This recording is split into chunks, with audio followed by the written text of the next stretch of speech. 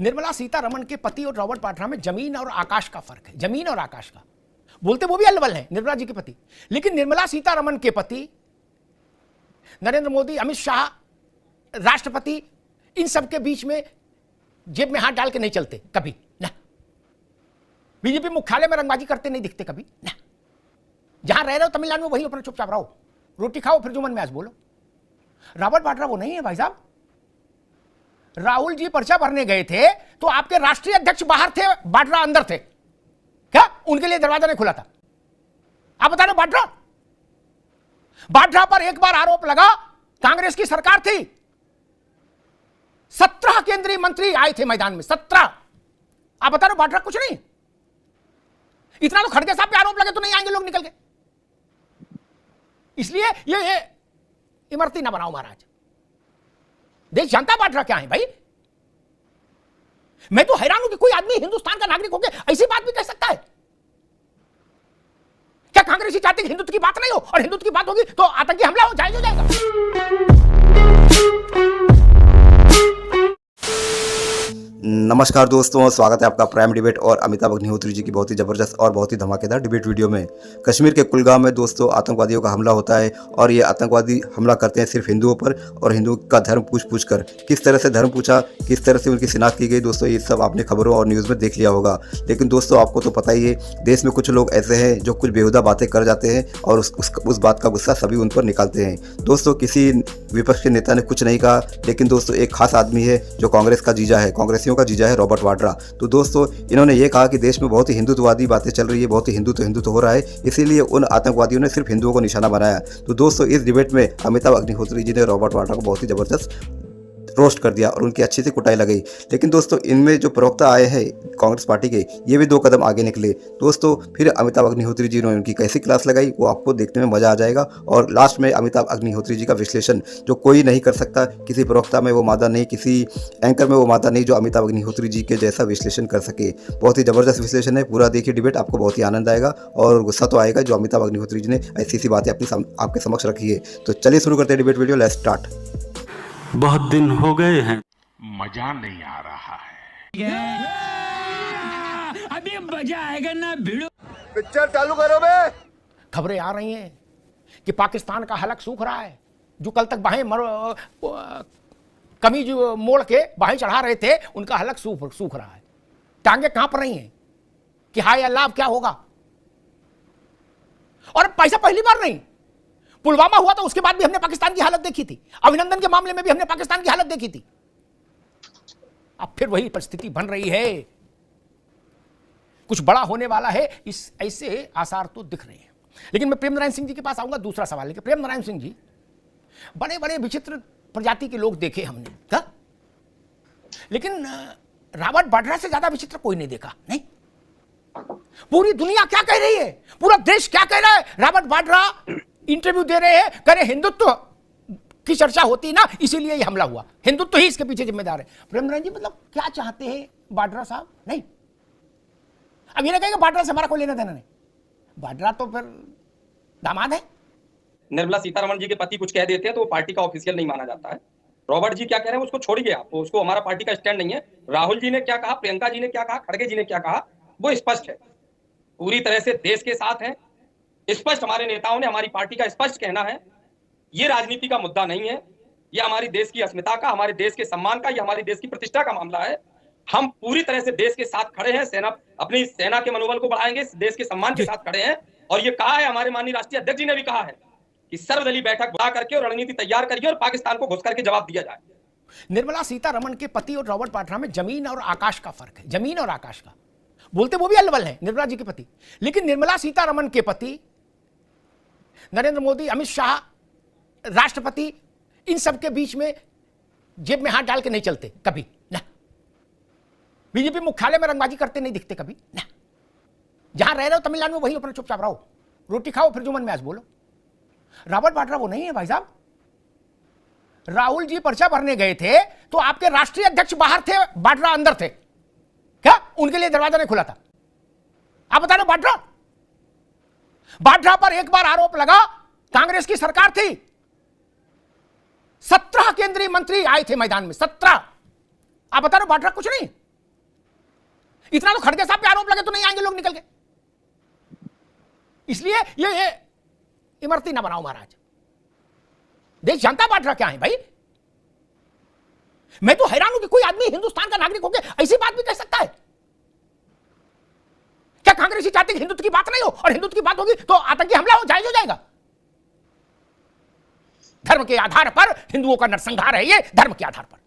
बलूचिस्तान में पाकिस्तान आर्मी को गले में पट्टा डाल के कैसे बलूच विद्रोही घुमा रहे हैं वो दुनिया देख रही है। पाकिस्तान आर्मी की सारी हेकड़ी बलूचिस्तान में निकल गई कि नहीं निकल गई, उनके गले में पट्टा डाल घुमा रहे कि नहीं। मुनीर कोई भाषण देते रहे कि जैसा मदीना वैसे पाकिस्तान। उससे क्या हो रहा है? पूरी की पूरी ट्रेन कब्जा कर ली, ये दिख रहा है। प्रेम नारायण जी, क्या भारत के लिए उचित समय है, एनफ इज एनफ का टाइम आ गया कि जो एक आरंभिक गलती थी कि पाकिस्तान का पीओके वाला मसला, उसको हमेशा के लिए सुलझा लिया जाए, और जो हमारा भारत का एक स्टैंड है, जो संसद का प्रस्ताव है, सर्वसम्मत प्रस्ताव है संसद के दोनों सदनों का कि पीओके का जम्मू कश्मीर पूरा भारत का अविच्छिन्न अंग है, क्या उस संसद के प्रस्ताव को अमली जामा पहनाने का वक्त आ गया है? देखिए अमिताभ जी, मैं तो कह रहा हूं कि अगर वास्तव में करना है, सिर्फ भावनाओं को नहीं भड़काना है, अगर वास्तव में करना है तो बिल्कुल उचित समय है, और हम भारत सरकार के साथ और हर निर्णय के साथ खड़े। तो पिछली सरकार के दौरान जो आतंकवादी हमले हुए, पूरा मीडिया चरण चुंबन करते हुए बताता है कांग्रेस असफल थी, यूपीए असफल थी, ये थी वो थी। वहां में फिर आज तक सवाल ये उठता है कि पुलवामा की जांच कहां तक पहुंची? पहले भी हुआ ना, 300 किलो आरडीएक्स कहां से आया, सवाल वहां भी उठता है। अब मुझे बोल लेने दीजिए पूरी बात। अच्छा, दूसरा सवाल ये आता है, पूरा देश उबल रहा है, पूरे देश की भावनाएं आहत हो रही हैं, तो जब देश के लोगों का नरसंहार हुआ है, पूरे देश के लोगों की भावनाएं आहत हो रही हैं, क्या उस समय हमारे देश के यशस्वी चमत्कारी नॉन बायोलॉजिकल प्रधानमंत्री जी को क्या उन सबों के पास पहुंचने के लिए कारपेट बिछाने की आवश्यकता थी? ये तो मुझे नहीं लगता कि ये देश की भावनाओं के साथ नहीं है, ये देश की भावनाओं के साथ नहीं है, ये जो करुण क्रंदन हुआ उसके साथ नहीं है। आप वहां जाइए ना दर्द के साथ। बराबर जब हम लोग एक चर्चा कर रहे हैं धर्म के आधार पर, क्या मृतकों में एक मुसलमान नहीं है? क्या मृतकों में विदेशी पर्यटक नहीं है? ठीक है, उसी सिनेरियो बनाया गया पश्चिम बंगाल में, मुसलमानों ने मारा, उसमें जो बिहारी लड़के पकड़े गए। ठीक है प्रेम नारायण जी, बात आ गई। अब रुकना होगा, अब रुकना होगा भैया, अब निवेदन है, अब रुकना होगा। अरे निवेदन ना करो, रुक जाओ, मेरे लिए वही निवेदन ठीक है। अब रुक जाओ, देश का चौथा और मजबूत स्तंभ है, ठीक है, अब रुक जाओ भाई, अरे रुक जाओ, करके काम करना चाहिए। और मैं फिर कह रहा हूं, कांग्रेस पार्टी फिर मारिए, हमने मारा, ठीक, रुक जाओ। हम 10 सवाल उठाते हैं और फिर कहते हैं लेकिन हम सवाल नहीं उठा रहे। मैंने सिर्फ इतना निवेदन किया था कि ये सब सवाल उठाने के लिए वक्त ही वक्त है। एक बार इसका उत्तर हो जाने दीजिए विश्व के सामने, उसके बाद पुलवामा से लेके और रामलीला मैदान तक जिसका सवाल उठाइए कोई रोके क्या? सवाल उठाने में रोके क्या? नहीं ना। और रेड कारपेट की बात कही, उस पर एक बात कह दूं, चूंकि बड़ी भावनात्मक बात है, कांग्रेस ने जो प्रचार फैलाया है वो प्रचार इस वक्त की मानसिकता के लिए बहुत घातक है। ऐसा प्रचार कांग्रेस को नहीं करना चाहिए। जब भी सरकारी, अरे रुक जाओ भाई, बीच में नहीं बोलिए। जब भी आपके समय में हम नहीं बोले ना, बीच में तो बोलने की अनुमति नहीं ना मेरे साथ। जब आपको जो उतना ज्ञान है अपने समय में कहिए, बीच में नहीं। जब भी सरकार बलिदान हुए लोगों के पार्थिव शरीर लेकर आती है और उनको एक विशेष स्थान पर रखा जाता है ताबूतों को, तो वहां रीत चढ़ाने के का एक कस्टम है।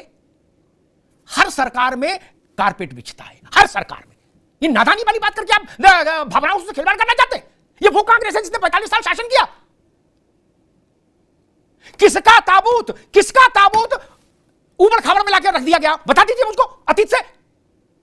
ये जानबूझ के शरारत की जा रही है, देश में शरारत करने की कोशिश हो रही है।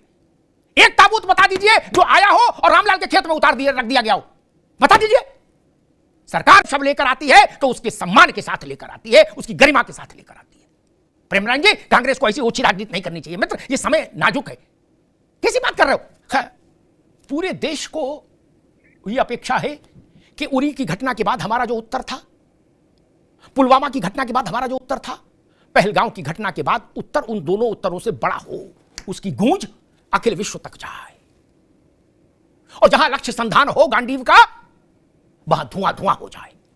कांग्रेस और समाजवादी पार्टी के मित्रों ने ये कहने की जहमत नहीं उठाई कि पेंट उतारकर शारीरिक शिनाख्त करके गोली मारी गई, कलमा पढ़वा के गोली मारी गई, धर्म पूछकर गोली मारी गई। ये धार्मिक आधार पर हिंदुओं का नरसंहार नहीं तो क्या है? लेकिन बोलना नहीं चाहेंगे, दुनिया की बात उठाएंगे कि पुलवामा की जांच कहां तक गई, फलाने की जांच कहां गई, और ये क्यों नहीं हुआ और वो क्यों नहीं हुआ। लेकिन ये कहने का साहस हम नहीं जुटाएंगे कि धर्म पूछकर नरसंहार किया गया, धर्म पूछकर। आज वो लोग कहां हैं जो मोमबत्ती लेके घूमते थे हर जगह, कहते थे भाईचारा, गंगा जमुना, रुमाली रोटी और तंदूरी रोटी, वो कहां हैं? लाइए उनको पकड़कर, जिन्होंने ये दुष्प्रचार करके भारत के कान बहरे करने की कोशिश की। जात पूछकर गोली नहीं मारी गई, भाषा पूछ के नहीं मारी गई, इलाका पूछ के नहीं मारी गई। वो लोग कहां हैं जो 24 घंटे जात जात जात जात का जाप करते हैं? वो लोग कहां हैं इस वक्त? गोली मारी गई हिंदू होने के नाते। हिंदुस्तान में हिंदू होने पर गोली मारी जाए, इससे दुखद कुछ हो सकता है क्या? रॉबर्ट वाड्रा एक देश की एक मानसिकता को रिफ्लेक्ट कर रहा है। वाड्रा कह रहे हैं हिंदुत्व की बात हो रही है हिंदुस्तान में, इसलिए ये मारे गए। जस्टिफाई कर रहे हैं आप इस हत्या को, इस नरसंहार को। भारत की 100 तरह की जांचें करवाइए, 100 तरह के सवाल पूछिए, सबका हक है, विपक्ष का भी पूरा हक है, सामान्य व्यक्ति का भी हक है। लेकिन यह समय तो एक ही स्वर में बात करने का था कि पाकिस्तान का इलाज होना चाहिए। तब हम सवाल उठा रहे हैं नाना प्रकार के कि ऐसा क्यों, वैसा क्यों, और किस शैली में सवाल उठा रहे हैं कि भले ही हम पीओके पर कब्जा करके बैठ जाए। कब्जा करके पाकिस्तान बैठा है दादा रे दादा, आप भारत को बता रहे हो। और भारत के लोग, पहलगांव की घटना ने भारत के सामाजिक जीवन में भी हिपोक्रेसी का अंत कर दिया। जो हिपोक्रेसी चल रही थी ना प्रेम नारायण जी, कि गंगा जमुना, गुलाब जल और चमेली का अर्क, रुमाली रोटी, तंदूरी रोटी, भाईचारा टाइप की बातें, जब पेंट उतरवा के शिनाख्त की है, एक हिंदू की शिनाख्त की गई, उसके बाद गोली मारी गई, तो केवल एक व्यक्ति की एक देह से पेंट नहीं उतारी गई, ये फर्जी किस्म का जो नैरेटिव था ना, उसकी पेंट उतर गई। लेकिन देश की सबसे पुरानी पार्टी उन्मुक्त कंठ से कहने को तैयार नहीं कि धर्म पूछकर गोली मारी गई, हिंदुओं का नरसंहार किया गया, नहीं कह रहे। लेकिन खैर, मैं तो भारत की बात कहना चाहता हूं, बिना किसी किंतु परंतु के उत्तर आना चाहिए, उत्तर दिया जाना चाहिए पाकिस्तान को। आतंकियों से निपटना सरल है कर्नल साहब, आशीष जी, ज्यादा कठिन है प्रेम नारायण भाई स्लीपर सेल से निपटने के लिए। क्या कुछ वैचारिक स्लीपर सेल भी होते हैं जो कवर फायर देते हैं आतंकियों को, आतंकी घटनाओं को ध्यान हटाने के लिए दूसरे सवाल खड़े करते हैं, वो भी लोग मेरे लिए स्लीपर सेल हैं। मोदी सरकार को सबसे पहले पूरे देश में स्लीपर सेल के जड़मूल से उच्छेदन का विराट अभियान चलाना चाहिए। स्लीपर सेल अलाउ नहीं। इजराइल का एक मानक रखा, इजराइल ने जब अपनी सुरक्षा का कवच तैयार किया तो उसने सबसे पहले कहा बाहर के लोगों से बाद में निपट लेंगे, पहले अंदर जो स्लीपर सेल है इनका खात्मा होना चाहिए। भारत में स्लीपर सेल का खात्मा होना चाहिए, वो किसी रंग में हो, किसी ढंग में हो, वो किसी पेशे में हो, पर्दे के पीछे हो, पर्दे के सामने हो, जैसे भी हो, लेकिन स्लीपर सेल का जड़मूल उच्छेदन होना ही चाहिए। परित्राणाय साधुनाम विनाशाय च दुष्कृताम धर्म संस्थापनार्थाय संभवामि युगे युगे। देश बड़ी आवाज में मांग कर रहा है सरकार से, ऐसा बदला होना चाहिए जिसकी गूंज दशकों तक रहे, केवल पाकिस्तान नहीं पूरी दुनिया में लगे कि भारत अपने सम्मान की रक्षा, सुरक्षा, संरक्षा तीनों करना जानता है। धन्यवाद। Just coming in, let's listen in. Are you serious?